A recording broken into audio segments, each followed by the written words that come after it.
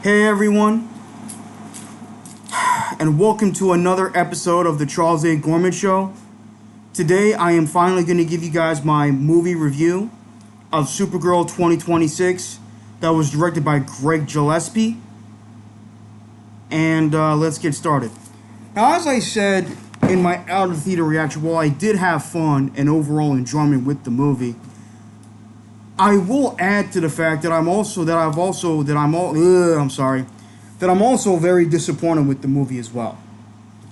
This is probably the most disappointed I've been with a comic book superhero movie, let alone a DC movie, since 2020 when I went to see the Flash movie starring Ezra Miller.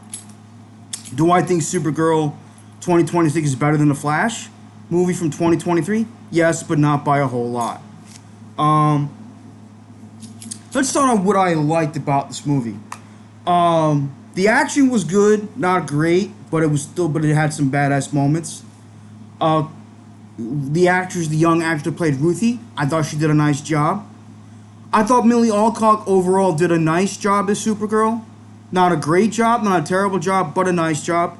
There were certain things about a character that I didn't like, especially towards the end of the movie, which I will say kind of reminded me of Zack Snyder's Man of Steel, but it kind of hurt a little bit more considering of the message that Kara was trying to tell Ruthie throughout their time together in the movie. The flashback scenes were really good too. As a matter of fact, this is also going to come into a negative as well. I actually liked the flashback scenes more than the main story itself. I thought the flat were a lot more interesting, a bit more interesting, I should say, than the main story of the film. But no, I thought the flashback scenes were really, really good, really done well. But of course, the best part of this movie, let alone the best character of this movie, was Jason Momoa as Lobo. Not only did he look perfectly as the character, but he played the character perfectly. As far as I'm concerned, Jason Momoa is the quintessential live-action version of Lobo that I've seen so far. Obviously, even though he was only in the movie 8 to 10 minutes, for what I've seen so far, he has the potential, in my opinion, to be the best live-action version of Lobo we've ever had. Just saying. Now let me get to the things that I didn't like about the movie.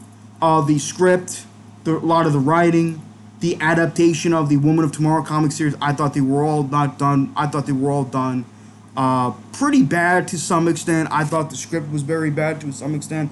I thought the adaptation of the Supergirl Woman of Tomorrow comic wasn't done with justice, wasn't done very well in my opinion. The CGI visual special effects were subpar in my opinion, especially a huge downgrade compared to the excellent CGI visual and special effects that I saw in last year's Superman movie that happened to be directed and written by James Gunn. Krem was an awful villain, even though granted he wasn't anything special in the comic, but at least he was somewhat entertaining on screen.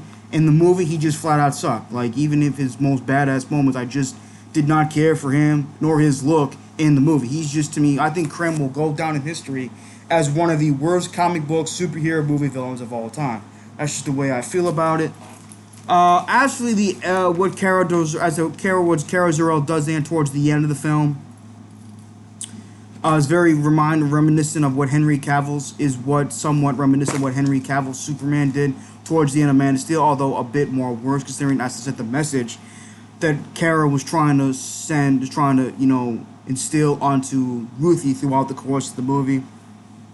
Oh, back to the positives. I did like seeing David Cornsweet reprise his role as Superman. He was once again great in the movie. He looked great, and I can't wait to see he does in his sequel, Man of Tomorrow next year.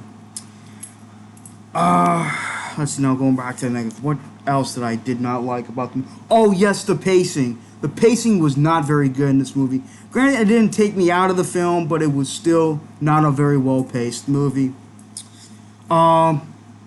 The pacing was not very good, as far as I'm concerned. The pacing was not very good, in my opinion. With that being said, do I hate this movie? No, but at the same time, I don't love this movie. I very lukewarmishly find this movie to be fun and enjoyable, but at the same time, very disappointing.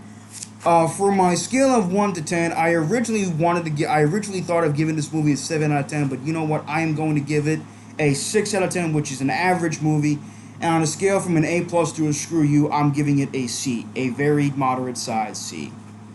So far, it is my most disappointing movie of the year. This movie could have really been something special to not only DC Comics fans and myself, but to moviegoers in general. And have a nice day, everyone. Peace out.